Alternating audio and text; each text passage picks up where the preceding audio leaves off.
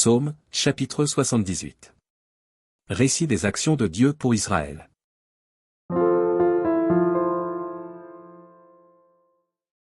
Cantique d'Asaph.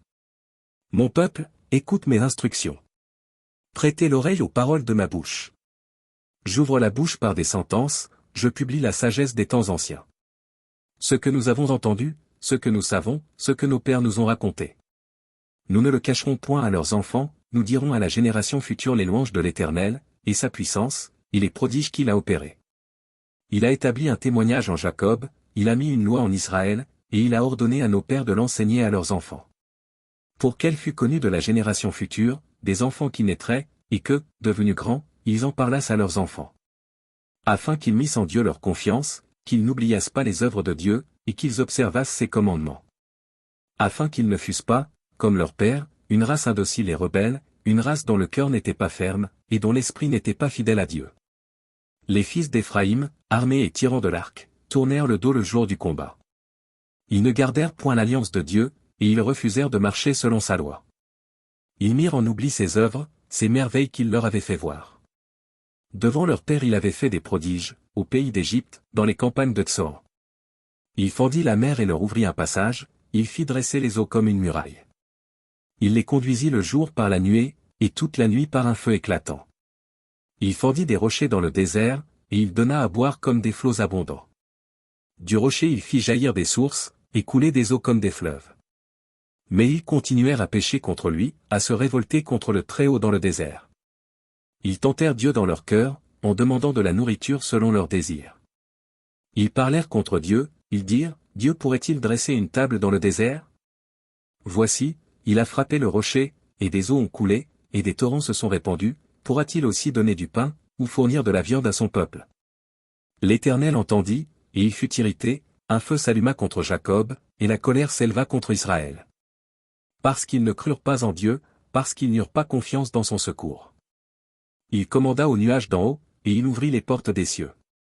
Il fit pleuvoir sur eux la manne pour nourriture, il leur donna le blé du ciel. Ils mangèrent tout le pain des grands, il leur envoya de la nourriture à satiété. Il fit souffler dans les cieux le vent d'Orient, et il amena par sa puissance le vent du Midi. Il fit pleuvoir sur eux la viande comme de la poussière, et comme le sable des mers les oiseaux ailés. Il les fit tomber au milieu de leur camp, tout autour de leur demeure. Ils mangèrent et se rassasièrent abondamment, Dieu leur donna ce qu'ils avaient désiré. Ils n'avaient pas satisfait leurs désirs, ils avaient encore leur nourriture dans la bouche. Lorsque la colère de Dieu s'éleva contre eux, il frappa de mort les plus vigoureux, il abattit les jeunes hommes d'Israël.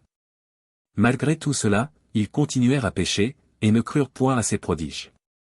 Il consuma leurs jours par la vanité, et leurs années par une faim soudaine. Quand il les frappait de mort, ils le cherchaient, ils revenaient et se tournaient vers Dieu. Ils se souvenaient que Dieu était leur rocher, que le Dieu Très-Haut était leur libérateur. Mais ils le trompaient de la bouche, et ils lui mentaient de la langue. Leur cœur n'était pas ferme envers lui, et il n'était pas fidèle à son alliance. Toutefois, dans sa miséricorde, il pardonne l'iniquité et ne détruit pas, il retient souvent sa colère et ne se livre pas à toute sa fureur. Il se souvint qu'il n'était que chair, un souffle qui s'en va et ne revient pas. Que de fois ils se révoltèrent contre lui dans le désert. Que de fois ils l'irritèrent dans la solitude. Ils ne cessèrent de tenter Dieu, et de provoquer le Saint d'Israël. Ils ne se souvinrent pas de sa puissance, du jour où il les délivra de l'ennemi. Des miracles qu'il accomplit en Égypte, et de ses prodiges dans les campagnes de Tsoan. Il changea leurs fleuves en sang, et ils ne purent en boire les eaux. Il envoya contre eux des mouches venimeuses qui les dévorèrent, et des grenouilles qui les détruisirent. Il livra leur récolte aux sauterelles, le produit de leur travail aux sauterelles. Il fit périr leurs vignes par la grêle, et leurs sycomores par la gelée. Il abandonna leur bétail à la grêle, et leurs troupeaux au feu du ciel. Il lança contre eux son ardente colère, la fureur, la rage et la détresse, une troupe de messagers de malheur.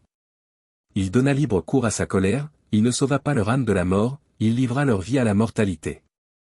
Il frappa tous les premiers-nés en Égypte, les prémices de la force sous les tentes de Cham.